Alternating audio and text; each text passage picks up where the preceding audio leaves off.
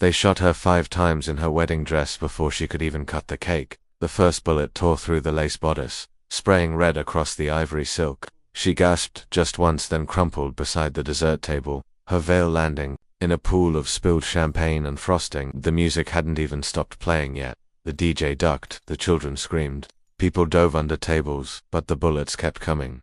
Jamal didn't understand. 1 second he was kissing his bride's forehead, whispering "we made it," and the next he was tackled to the ground, face slammed into shattered glass, handcuffed before he could reach for her. "Please, my wife, that's my wife," he howled, blood running from his scalp into his mouth. His bride Layla twitched once, then went still. Her bouquet lay crushed near the doorway, petals mingled with bullet casings and wedding confetti. Boots stomped across the polished floor, clear, but it wasn't clear, it was chaos.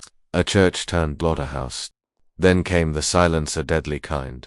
One cop lowered his rifle, eyes scanning the room. His face dropped. "Shit, this isn't the address." Another officer turned pale. "This ain't 813 Kersey Drive, no man, this is 8318. Long, breathless pause. Then they left. Just like that. No apologies, no explanations, no medics for the bride.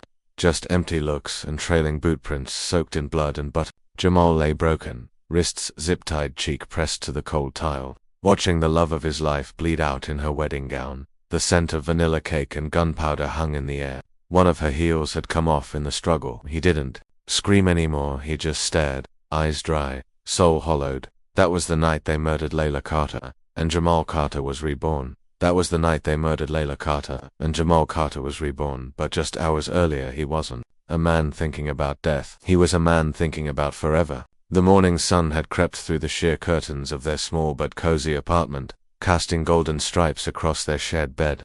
Layla lay beside him, her bare shoulder rising and falling with each peaceful breath. Jamal watched her in silence, committing every detail to memory, the soft curl of her hair against her cheek, the curve of her smile even in sleep, the delicate scar beneath her left ear she was always shy about. She looked like peace, like promise. "You keep staring like that," she mumbled, eyes still closed. "I'm gonna think you married me for the view," he chuckled, pulling her close. "Married you for everything. The view was just a bonus." It was their wedding day, but they weren't rich. The ceremony was planned for the evening, in the community rec center where Jamal used to host youth mentorship meetings. Layla had baked her own cake, vanilla with layers of cream and strawberry, like summer wrapped in frosting. She'd said the dress was second-hand, carefully pressed, its frayed hems sewn up with her mother's hands. The decorations were simple paper lanterns, folding chairs, and a rented speaker system, but the love was loud, unapologetic, real. By afternoon, the rec center buzzed with joyful chaos. Aunties in colorful dresses fluttered around the tables, yelling over each other about centerpieces. Kids chased balloons down the aisles. Jamal stood in front of a small mirror in the back room, adjusting his tie with trembling fingers. "You nervous, bro?" his best man, Tyrell, asked, cracking open a can of Sprite. Jamal smiled, terrified. "Of the ceremony? No. Of screwing up the rest of her life." Tyrell laughed, clapping a hand on his shoulder. "You man, you've been solid since day one. You survived Afghanistan, community board meetings, and Layla's daddy. You got this." He did, or at least he thought he did. He stepped outside the room and saw Layla for the first time that evening. She hadn't even made it halfway down the aisle yet, and his breath caught. Her dress shimmered under the string lights, her smile melted every scar on his soul. "I look okay," she whispered as she reached him. "You look like my future," he whispered back. They exchanged vows written from scratch. They didn't promise perfection, just effort. Not a fairy tale, but a fight worth having. They talked about the house they'd save for, the kids they'd raise, the garden Layla wanted in the backyard. After the ceremony, music filled the room. Marvin Gaye, Etta James, Earth, Wind and Fire. Jamal danced with his bride like no one was watching, even though everyone was. Their first dance wasn't rehearsed. It was messy, real, full of laughter and missteps. Layla kissed him mid-spin and whispered, "You're everything I prayed for." The food was simple: fried chicken, mac and cheese, cornbread. They served it themselves, laughing, dodging jokes from family about honeymoon babies and who was going to cry first during speeches. At one point, Jamal stepped into the kitchen to grab more drinks. The radio was playing in the background, volume low. "Another no-knock warrant issued late last night. This marks the third drug-related raid this month in the Westbrook district." He paused. Police claimed to have recovered multiple illegal firearms and narcotics.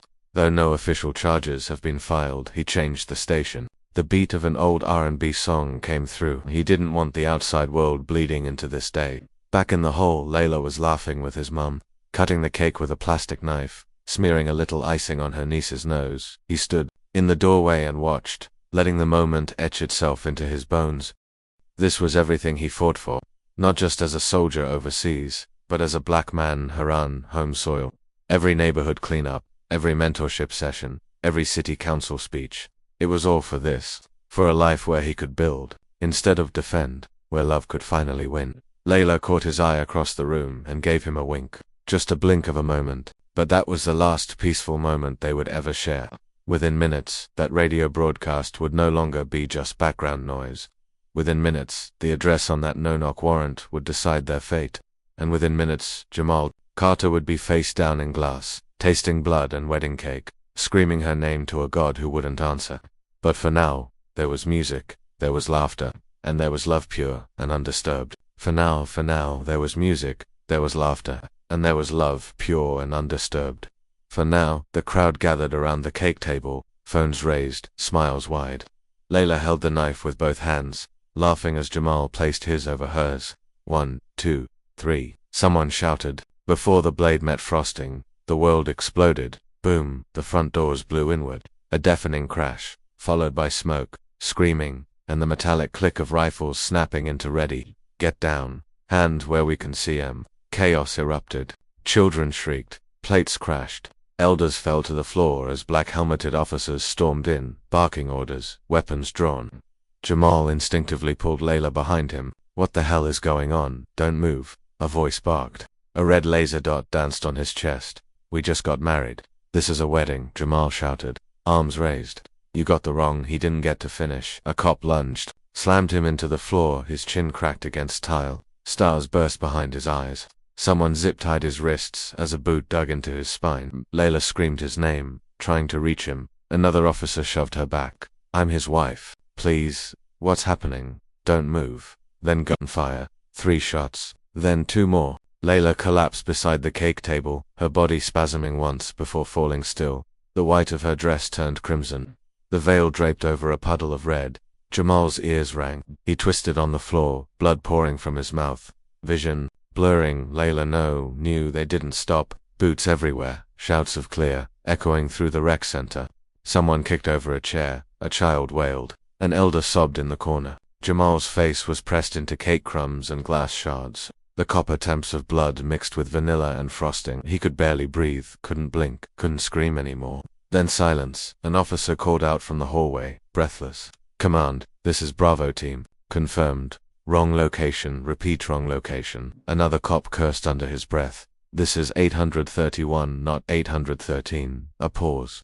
Then target not present. Suspect lives 2 blocks east. The radio crackled. Stand down. Secure weapons. Sweep and withdraw.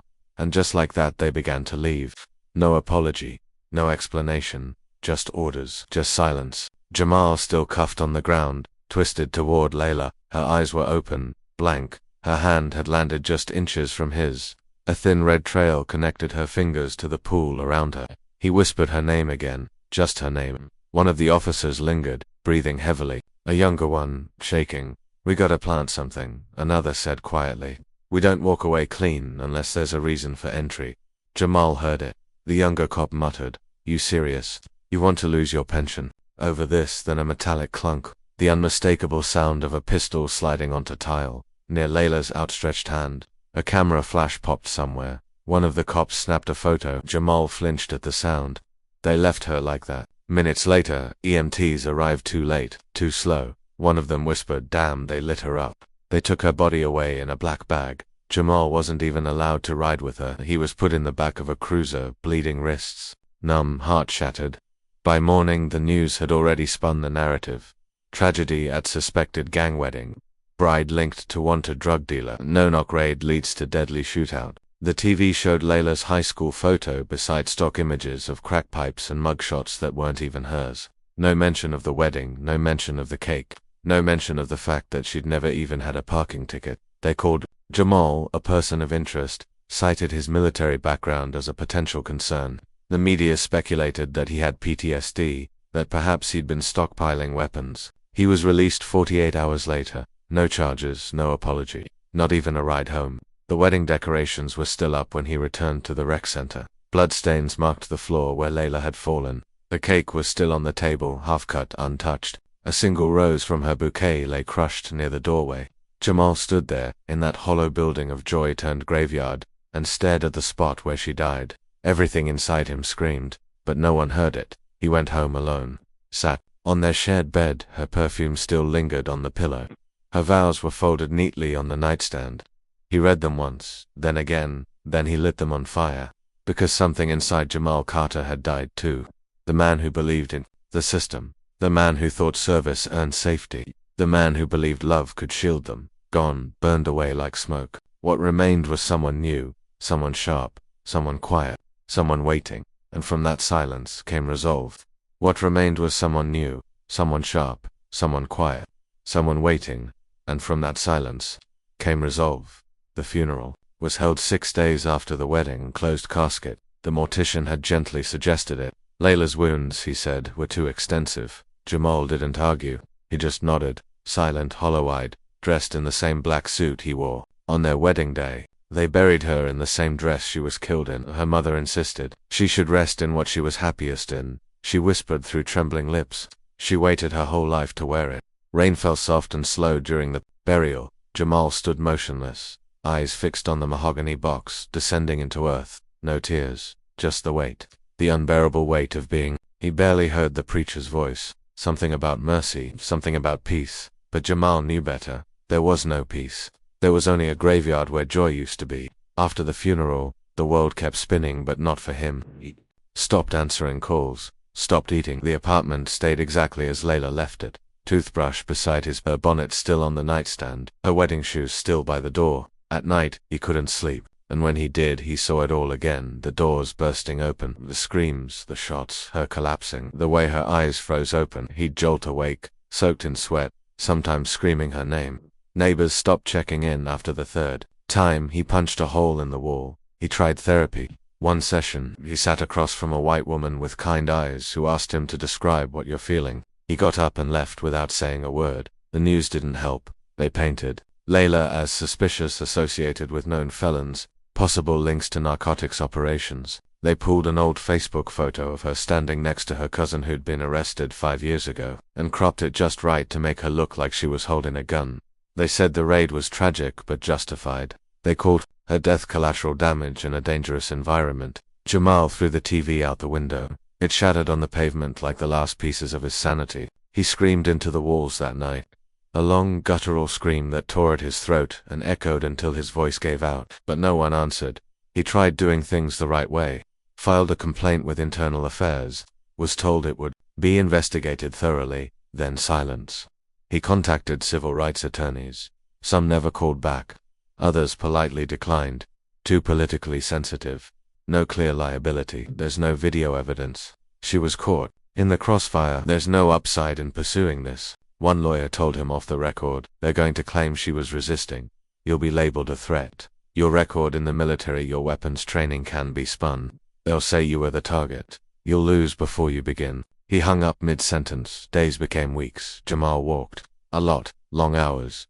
Through neighborhoods where no one knew him, just to feel something move beneath his feet. He walked past the house they meant to raid, 813 Kersey Drive. He stood across the street and watched it. Run-down boards on the windows, overgrown grass, a red tag on the door that read vacant. He stared at it for over an hour. The house that should have bled instead of his. Something broke open in him that night. He went home, pulled out an old footlocker from under the bed, military issued, dented, heavy. Inside, photos, medals, field manuals, old journals, and a lockbox. Inside that, his Glock 19, legal, registered, clean. He held it for a long time.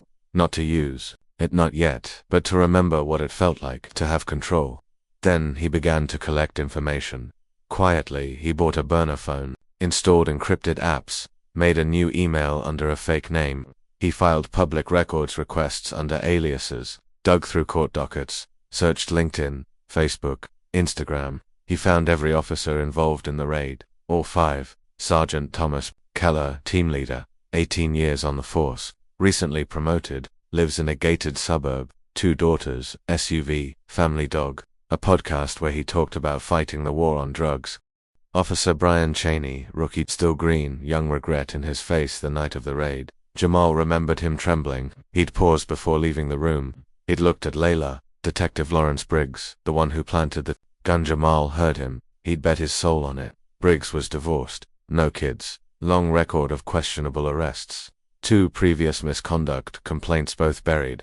Officer Derek Ruiz, the triggerman, the one who fired first, loud, aggressive, known to patrol poor neighborhoods like a hunter, lived alone, gym rat, no social media. Officer Terrence Mays, silent during the raid, but present and complicit. He printed their photos, wrote names, addresses, routines. He pinned it all on the wall like a soldier preparing for war. At night he sat in the dark and read their files, memorized their movements. It wasn't revenge, not yet. It was information, it was truth, the kind no one wanted to look at, the kind that had to be seen.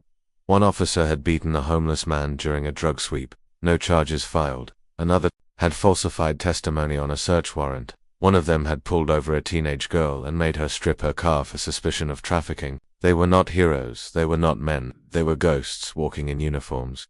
And Jamal had begun to see through the fabric. Grief became fuel, pain became purpose, and somewhere deep inside, beneath the rage and despair, something began to grow, not just a desire to hurt, but a need to balance. The law had failed him. The courts had abandoned him. The world had erased her name, but he remembered every second, every drop of blood, every heartbeat that was stolen from her. And now, he was done waiting. He was done waiting, but before war, a soldier studies the enemy, not from rage, from precision, from discipline, from the cold stillness that comes before a storm. And Jamal Carter studied, not just names, not just dates, lives, habits, cracks in the armor.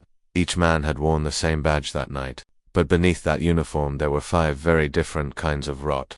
1. Sergeant Thomas Keller, the proud one. Keller was the squad leader during the raid. 18 years in blue, broad-shouldered, crew-cut, square jaw, the kind of cop local newspapers loved. 2 medals for bravery, 1 photo op with the mayor, hosted neighborhood watch meetings, talked tough about taking the streets back. On the surface he looked like a protector. Behind closed doors, different man entirely. Jamal listened. 2 hours of Keller's podcast, Shield and Order, where he ranted about war zones in our own country and cultural decay. 1 episode aired just days after Layla's death. He never mentioned her name, but Jamal recognized the timeline. Sometimes bad things happen in the pursuit of good, Keller said, voice cold. If people don't want to get caught in the crossfire, maybe they shouldn't surround themselves with criminals. His words were surgical, carefully nonspecific, but deliberate. Jamal could hear the smugness. Keller had a wife, Sharon, 2 daughters. He coached their soccer team, took them to church on Sundays, a hero at home. But a man who'd made a career kicking in doors that didn't belong to people like him. Jamal saw through the facade. Keller didn't make mistakes. He made statements, and Layla was one of them. 2. Officer Brian Cheney, the one who drinks. Cheney was the youngest, fresh out of academy. Only 9 months on the job when the raid happened. Jamal remembered him most clearly. The only one who looked scared. The only one who paused before walking out. The only one who saw Layla's body and hesitated. Jamal tracked him to a dingy apartment on the east side. No wife, no kids. He drank a lot. Most nights he sat alone at a local dive bar called Lou's, downing whiskey until his hands stopped shaking. Bartender said he'd started coming more often after some raid gone wrong. Sometimes he mumbled things to himself. Once, he said, it was just a wedding. Another time she was smiling. Jamal watched him from the other end of the bar once, saw the guilt curdling inside him, but guilt wasn't enough. Cheney never came forward, never spoke out. He drank, he buried it, and that made him complicit. Even the soft ones stain their hands when they stay silent. 3. Detective Lawrence Briggs, the Snake Briggs, was the one who planted the gun. Jamal hadn't seen it, but he'd heard it. That night, on the floor, he'd heard the deliberate clink of metal sliding across tile.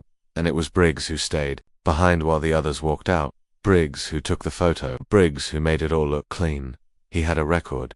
Long one, not of crimes, of complaints, excessive force, fabricated testimony, suspicious search warrants, all internal, all buried. Briggs operated like a man who believed the law bent for him. Jamal found out he lived alone, drove a black Charger, no social media, no real friends. He did, however, visit strip clubs often, one in particular Ruby's. The bouncers knew him. One dancer called him Creepy Larry. He tipped big, tried to impress, told war stories like bedtime fables, called himself a necessary evil. Jamal followed him once, after a night out, watched him throw up in an alley, wipe his mouth, and light a cigarette with a trembling hand. He looked strong on paper, but in person he looked like a man running from something. Jamal knew what Layla thought. Officer Derek Ruiz, the killer Ruiz, was the one who fired first. Jamal never forgot the sound. Not the blast, but the way Ruiz shouted before pulling the trigger. Not a warning, not confusion. It was aggression. Ruiz had a reputation. Multiple reports of brutality. Loved raids, loved chases. Loved the power. Jamal found footage of him at a protest 2 years ago pushing a young black girl to the pavement, then smirking for the camera. No consequences. His online footprint was small, but Jamal dug deep. Found burner Reddit accounts full of hate, comments, jokes about welfare, weddings, and cleaning the streets the hard way. He lived alone, trained at an MMA gym 5 nights a week. No friends, no softness, just rage and adrenaline. The kind of man who would break a door down and shoot before asking questions. The kind of man who looked at Layla in a white dress and still saw a threat. 5. Officer Terrence Mays, the Justifier Mays, was quiet during the raid, barely said a word, but he was there. He walked past Layla's body without flinching, cuffed 2 wedding guests, then disappeared into the blur. Weeks later he was on the news, CNN, local affiliate. We followed protocol, he said. It's unfortunate, but this is the cost of keeping our communities safe. He had a soft voice, reasonable tone, hands folded politely on the table. America loved men like Mays.com, polished, articulate, a black officer explaining why another black woman had to die. Jamal watched the interview 3 times, studied his face. Mays had convinced himself he wasn't part of it. That being there didn't make him guilty. That saying nothing wasn't betrayal. But Jamal knew better. Even Judas kissed Jesus before the betrayal. Each man was different. One boasted, one drank, one planted, one pulled the trigger, one justified it. But all of them had blood on their hands. And all of them walked free. Wives, paychecks, promotions, podcasts. While Layla was 6 feet under, and Jamal, once a community leader, was now a ghost in his own life. He wasn't planning revenge, not yet. He was collecting truths, building a picture, brick by brick. He was not insane. He was not reckless. He was patient, meticulous. And as he looked at the wall of photos in his living room, string connecting names, dates, crimes, Jamal Carter realized one simple fact. They weren't monsters, they were men, and that made them vulnerable. They weren't monsters, they were men, and that made them vulnerable. That thought stayed with Jamal for days. It echoed in the quiet moments, when the TV buzzed with static, when the wind rustled the curtains just enough to sound like footsteps, when the house creaked at midnight and he jolted up thinking it was them, but it was never them. They'd done their part, killed his wife, walked free, moved on. He hadn't, he couldn't. Jamal stood in front of the mirror. His eyes were tired, rimmed red, beard untrimmed, but something had returned to his posture, something upright, steady, familiar, the way he used to stand in uniform. Before grief turned him into a shadow, he opened the closet and reached for the lockbox. This time, he didn't hesitate. He cleaned the Glock like a ritual, not out of bloodlust, but discipline. He remembered the steps, the feel, the wait. It didn't scare him. Control. That's what it was about now. He didn't stalk them. He studied them, days at a time, hours spent in parked cars with tinted windows. He wore cheap hoodies, scuffed shoes. Nothing memorable, nothing bold. He tracked Keller to his daughter's soccer practice, watched him laugh on the sidelines, like he hadn't turned a wedding into a war zone. He jogged after practice, the same trail every Tuesday. Briggs frequented Ruby's on Thursdays, arriving at 9:40, leaving drunk by 11:15, always alone. He used the back exit. Jamal noted the alleyway lighting. One bulb flickered, one didn't work at all. Cheney's bar closed at 2 a.m. He never stayed past midnight. His walk was uneven, probably carried his guilt in his liver. Ruiz was more difficult. Private gym, tinted windows, no routine. Jamal followed him twice. The second time, he doubled back, spotted Jamal's car. That was a lesson. Jamal didn't follow him a third. Mays was public, too public, spoke at community healing events, gave interviews. played the peacemaker, but his mask was slipping. In one interview, his hands trembled when Layla's name came up. Just for a second, Jamal rewound it 10 times, watched the tremor over and over. He remembers her. He knows. Good. Every night, Jamal wrote a letter to Layla. He never reread them, just folded each page and placed it in a shoebox beside her wedding veil. My love, today I saw the man who watched you bleed and said nothing. He smiled while coaching kids. I didn't kill him, not yet. I wanted to. God help me. I wanted to. But I won't lose your memory to rage. I'll honor you through precision. Some nights he wrote 2 letters. Once, 3. He talked to her like she was there. It was the only way to stay sane, that it had to be Cheney, the drinker, the weak link, the guilt-ridden one who saw her die and never said a word. Jamal watched him leave Lou's bar, stumbling as usual. Cheney's car was parked in a corner under a busted streetlight. The alley was quiet. No witnesses. No cameras. Jamal waited until Cheney unlocked the driver's side door. Then he stepped out of the darkness. Hey, Cheney turned, startled. Do I? Jamal hit him with the butt of the Glock. One sharp crack to the temple. Cheney dropped like a string-cut puppet. Not dead. Not yet. Jamal dragged him into the alley, duct-taped his wrists, tied his ankles with pulled out a photo Layla in her dress, smiling, arms outstretched as the music played just before the raid. He propped it on Cheney's chest. When Cheney woke, groggy, bleeding, Jamal stood over him. You remember her? Cheney's eyes widened. Recognition, regret, terror. I didn't shoot. I swear to God, you didn't stop it. I couldn't, they said. You watched her die. Cheney began to sob. I was new. They said it was clean. That she. Jamal raised the gun, pointed it at his forehead. Cheney pissed himself. Please. I have nothing left. Jamal didn't pull the trigger. He leaned down and whispered, calm and sharp like a blade. You murdered my wife. I'm coming for the rest of you. Then he hit him again. When Cheney woke again, he was alone.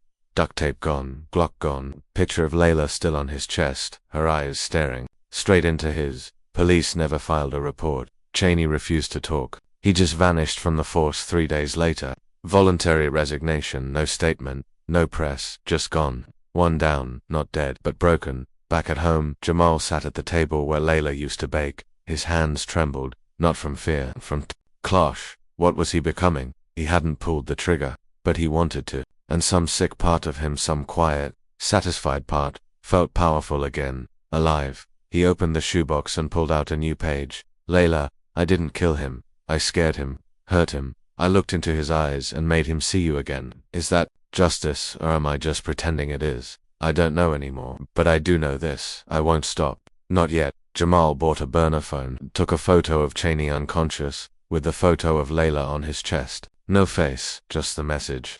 He posted it on a private forum known for cop chatter. Anonymous account, captioned it with 9 words. You murdered my wife. I'm coming for the rest of you.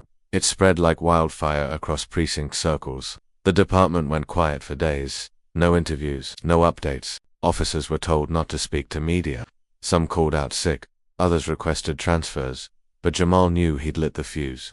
Now they felt it. What he'd been feeling since the day she died. Paranoia, fear, anticipation. The chessboard was set. Cheney was rattled. The others would be harder, but he had time. And this time he was the one kicking indoors. Only this time he wasn't making a mistake. This time he had the right address. Jamal Carter had made his move. Not with a bullet, but with a warning. Not with a body, but a broken man and a single sentence. You murdered my wife. I'm coming for the rest of you. And now the city was waking up. The first news segment hit local airwaves within 48 hours. Breaking. Officer Brian Cheney resigns amid mysterious attack. A blurred image from the police leak showed Cheney slumped in an alley. Duct tape at his side. A wedding photo blurred on his chest. The anchor's voice was solemn but sharp. Sources say Officer Cheney was found unconscious with a threatening message left on his body. Authorities suspect the incident may be connected to the controversial Kersey Drive raid 6 months ago, the operation that led to the death of Layla Carter during what was later ruled a misidentified high-risk entry. By the end of the week, the story evolved. Domestic terrorist targets law enforcement. Officer assaulted in retaliation for lawful raid. Radicalized veteran possibly behind cop attacks. They didn't say Jamal's name, but they said enough. Former soldier lost his wife. Training had motives. The implication was clear. He wasn't a widower anymore. He was a threat. The FBI created a task force. The local precinct increased security. Officers wore body cams more religiously. But now it wasn't to protect civilians, it was to protect themselves. And still, Jamal moved. Keller was next. The proud one, the mouthpiece. The man who called Layla's death unfortunate but necessary on a hot mic. Jamal had trailed him for weeks. Morning jogs, midday meetings, weekend soccer practices. But it was Sunday service that gave Jamal the opportunity. Keller sat in the third pew with his wife and daughters, smiling, singing hands raised to heaven, like he hadn't spilled blood in a church hall. Jamal waited near the rear exit, didn't even flinch when the sermon began with a quote about forgiveness. When Keller left, Jamal followed. At the parking lot, Jamal placed a note under the windshield wiper. It wasn't a threat. It was a photo Layla in her dress, red blooming across her chest like a final bouquet. On the back, 5 words, "You led them through the door." That same night, Detective Lawrence Briggs was found in his apartment, badly beaten. 3 broken ribs, a shattered wrist, concussion, no sign of forced entry. No witnesses. On the wall, spray painted in red, wrong address, right target. The system fought back. They called it a coordinated attack on justice. Jamal was labeled an extremist with military capabilities. The mayor held a press conference, flags waved behind him. Uniforms flanked both sides. "We will not allow radicalization to threaten law enforcement. This is not justice, it's vengeance disguised as activism." And yet, under that fury, there was fear. You could see it in their eyes. Because someone out there was doing what the courts had failed to do, and the people noticed. A hashtag began to trend. Hashtag justice for Layla, another. Hashtag wrong house, right man. Some called Jamal a terrorist. Others called him a ghost. But many quietly, anonymously called him a hero. He wasn't hiding anymore. But he wasn't celebrating either. Because every step forward felt heavier. After Briggs, Jamal didn't sleep for 2 days. He kept seeing Layla's face, not on the wedding night, but in the quiet mornings, laughing while brushing her teeth, dancing barefoot in the kitchen, doodling in the margins of her notebooks. Each memory became a question. Would she recognize me now? Would she still touch my face the same way? Would she be afraid of what I've become? He wrote her again that night. "My love, the second one is down." He fought, cried, called for help. "I didn't kill him, but God, I wanted to. There's something inside me now, something black and hollow. I feed it, and it grows. I don't know if I'm still yours." An old friend reached out. Marcus Delaney, former Marine, now a detective in a neighboring city. They hadn't spoken since the funeral, but Marcus knew. He called from a blocked number. Jamal picked up in silence. "I won't ask if it's you," Marcus said. "I already know." Still silence. "You think this brings her back?" "Nothing." "You think hurting them fixes the hole inside you?" More silence. "It doesn't, brother, it just spreads it." Finally, Jamal spoke. "I'm not fixing anything." "Then what are you doing?" "Remembering you're losing yourself." "No, I lost everything already. This is what's left." Marcus sighed, long and tired. "You know they'll kill you." "They already did." Jamal hung up. The third strike came in flames. Officer Ruiz, the killer, the one who pulled the trigger first. Jamal didn't try to talk. He lit his car on fire outside the gym at 2 a.m. when Ruiz came out and saw the blaze. Jamal was waiting, masked, silent. He didn't touch him, didn't need to. The message was in the flames. That car had been spotless, immaculate. It was Ruiz's pride, his armor. Now it was ash, and beside it, etched into the concrete with a knife, "This is for her heartbeat." But something shifted after that night. It was no longer revenge, it was routine. And that scared Jamal more than anything. Because the grief had once burned. It had screamed. Now it was quiet. Now it sat with him like a friend. At home he barely wrote anymore, just stared at the empty pages. The shoebox of letters sat unopened. Even Layla's photo began to fade at the edges, like time was trying to blur her out, and yet he pushed forward, because the pain didn't paralyze him anymore. It drove him. Terrence Mays was next, the justifier. The one who said her death was the cost of safety. Jamal followed him to a charity banquet, waited outside. He didn't strike that night. Instead, he mailed Mays an envelope the next day, inside a bullet, etched with the date of the raid. But now the pressure closed in. Anonymous tips poured in. Jamal's face showed up on a blurred CCTV frame from Ruby's. His name finally leaked. Jamal Carter, former Army specialist, wanted for series of cop attacks, domestic vigilante. Identified by authorities, a $50,000 reward was posted.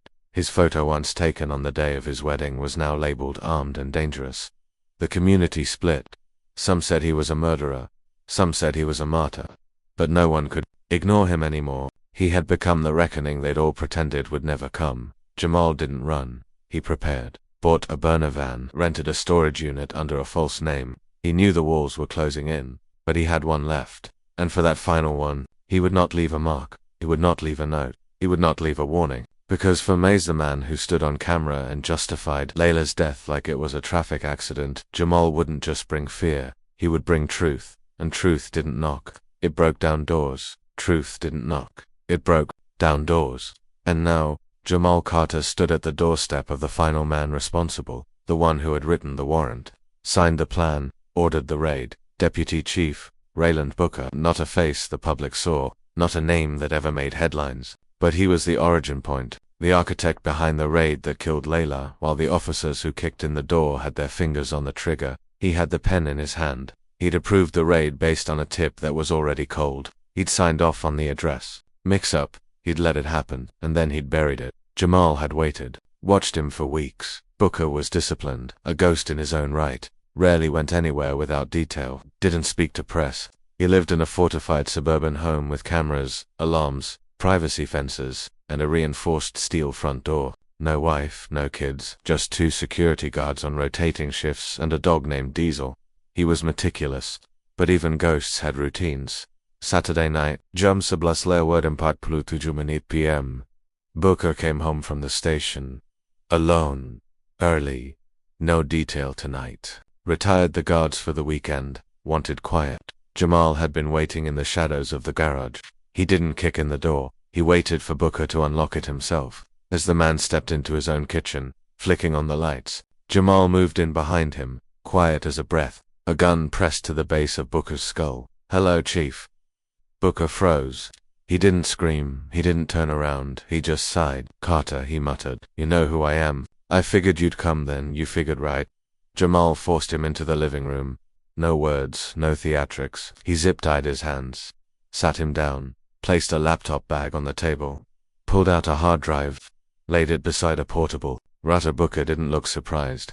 He looked tired, resigned. "You think this changes anything?" he asked, finally. Jamal didn't answer. He opened the laptop, booted up the files. Booker's face flickered with recognition as the first folder opened. Bodycam footage, -831 Kersey Drive, timestamp 2043 raid entry. Jamal hit play. The screen lit up with chaos, shouts, gunfire, Layla's scream. Booker looked away.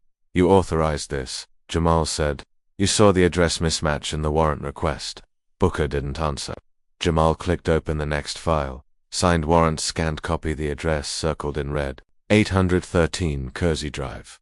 Jamal clicked to the affidavit that had supported it. A typed document that referenced surveillance footage that didn't exist. An anonymous tip that had never been verified. No judge signature, just a stamped name. "Ah, Booker, you lied," Jamal said. Booker laughed. "You think that's rare?" His voice wasn't shaken. It was steady, measured, a snake under a stone. "You think we don't bend rules? You think we wait for clean warrants when we're chasing poison in the streets?" Jamal's jaw clenched. "You sent 5 men into a wedding reception with rifles, and they neutralized a potential threat." Jamal stepped closer. "She wasn't a threat," Booker shrugged.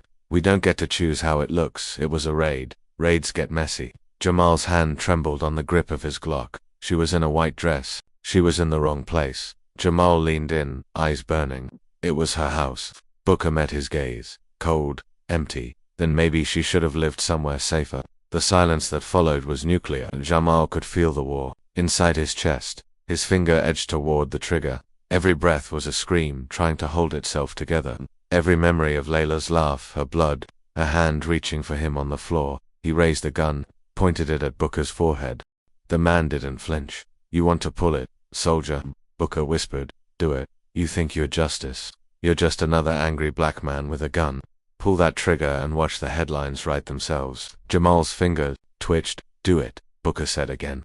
"You've already crossed the line. Finish it." Jamal's hand shook. Then slowly he lowered the gun. Not out of mercy, out of clarity. "You're not worth a bullet," Jamal said. He turned to the laptop, typed in the encrypted login, opened the upload portal. Secure whistleblower archive, clicked upload all. The files began to send. Bodycam footage, falsified warrants, scanned emails, officer statements. A full folder labeled, Internal Affairs, Suppressed Reports. I spent months digging, Jamal said. Everything you buried, your lies, your edits, your silences, all going public now. Booker didn't laugh this time. His mouth stayed closed, but his eyes, they narrowed. You'll be hunted. I already am. They'll call you a criminal. I'm not the one who killed a bride in her own home. The upload hit 80%. Booker shifted in his seat. You'll die for this, Carter. I already died. That night, a red light began blinking on the laptop. Upload complete. Jamal grabbed a USB backup from the side pocket and slid it into his boot. Then he turned the camera toward Booker, started recording. The man sat in silence, seething. Jamal spoke directly into the lens. This is Deputy Chief Rayland Booker. This man signed a falsified warrant that resulted in the death of Layla Carter. He knew the address was incorrect. He authorized an illegal no-knock raid without judicial oversight. He participated in the cover-up that framed her as a suspect and planted evidence. These are the receipts. You want justice? Look at the truth. He ended the video, uploaded it, then zipped the bag closed. Booker looked at him. What now? You walk away, think people will cheer for you? Jamal stared at him for a long moment, then said, No, I'm walking away because I still hear her voice. He stepped out the back door.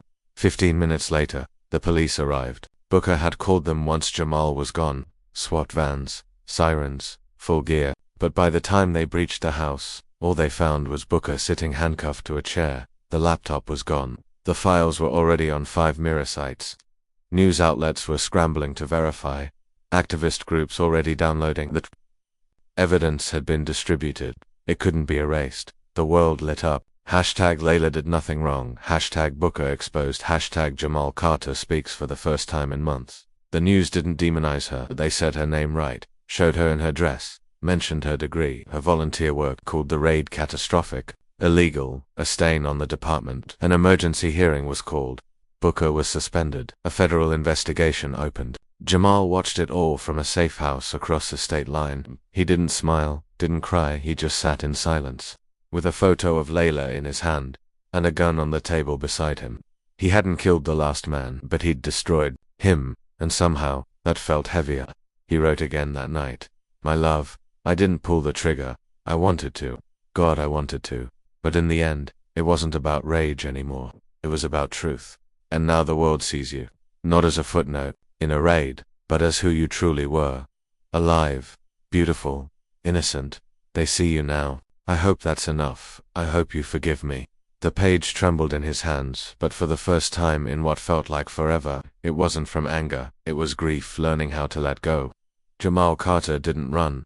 When the FBI found him, he was sitting quietly on the front porch of an abandoned farmhouse 2 counties away. He had no disguise, no weapons, no anger in his eyes. Just a folded photo in one hand, and a wedding band looped around a string around his neck. They aimed rifles, shouted commands. He stood slowly, raised his hands, said nothing. The cuffs clicked shut around his wrists. Not resistance, not surrender, just closure. The footage had already gone viral. Whistleblower drops bombshell exposing Kersey Drive raid.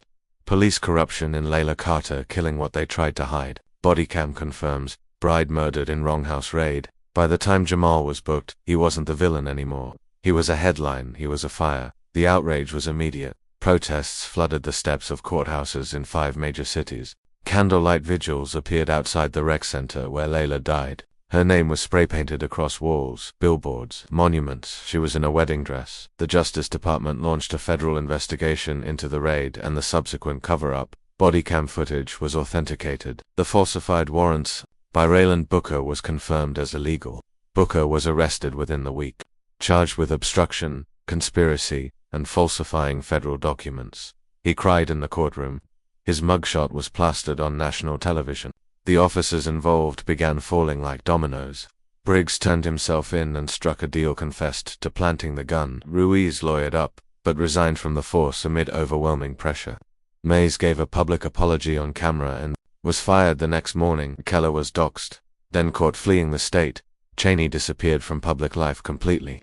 One by one, the machine that had silenced Layla began to collapse under its own weight. And Jamal, he was indicted on 9 counts. Assault with a deadly weapon, intimidation, conspiracy, possession, obstruction, and 3 counts of attempted murder. The prosecutor painted him as methodical, dangerous, radicalized. The defense called him grieving, righteous, and abandoned by the very justice system he had once served. They showed photos of Layla, the wedding dress, the rec center floor soaked in blood. The jury deliberated for 8 hours. The verdict, guilty. Sentencing day came in fall, windy, gray sky, no birdsong. The judge, an older black woman with soft eyes and a heavy robe, took nearly 10 minutes before speaking. Mr. Carter, you are a veteran, a decorated man, a leader. You were also a husband who suffered an unimaginable loss. You did not seek justice through lawful means, but neither did those sworn to uphold it. Your actions were illegal, calculated, and undeniably impactful. But they forced a nation to confront a truth that had long buried. She sentenced him to 20 years, eligible for parole in 10. The courtroom was silent. Outside crowds chanted, "We are Jamal. Justice for Layla, free the widower." Within weeks, documentaries were in development. Articles called him a symbol of resistance. University students wore shirts with his mugshot, stylized in black and white, like Che Guevara. One artist painted a mural of Layla in her wedding dress, halo around her head, veil blowing in the wind, and beneath it, they buried her truth. He dug it up, but Jamal saw none of it. He was in a federal facility 2 hours outside the city. They kept him in protective custody for the first 6 months. Too many threats. Too many guards who still called him cop killer under their breath, even though he hadn't killed a single man. Jamal didn't respond, didn't fight, didn't talk much. He spent most days reading, writing, watching light change on the wall of his cell. He kept a small photo of Layla tucked in his pocket, laminated so it wouldn't crease. She was laughing in it, wind in her hair, no blood, no veil, just sunlight and joy. Every night, before lights out, he held it in both hands, like a prayer. 3 years in, he was moved to general population. By then, he was a legend. Inmates whispered his name like folklore. Some respected him, some feared him. Some tried to challenge him, but quickly learned he wasn't driven by ego. He didn't fight for power. He didn't speak for praise. He lived in the quiet. The grief had hardened into something solid inside him, something permanent, but it had stopped eating him alive. One evening, a prison official approached his cell. "You got a package," the man said, voice softer than usual. Jamal opened the envelope. Inside was a printed letter from Layla's mother. "I hated you for a while, because I needed someone to blame, but I see now you didn't lose your mind. You found hers again. Thank you for showing the world who my daughter really was." He stared at the words for a long time, then folded them, placed them beside Layla's photos. On the 5th anniversary of the raid, a candlelight vigil was held across the country. Thousands participated. They read aloud Layla's poems, her journals, her vows. Outside the prison gates, a group of protesters held signs. One simply read, "He remembered her when no one else would."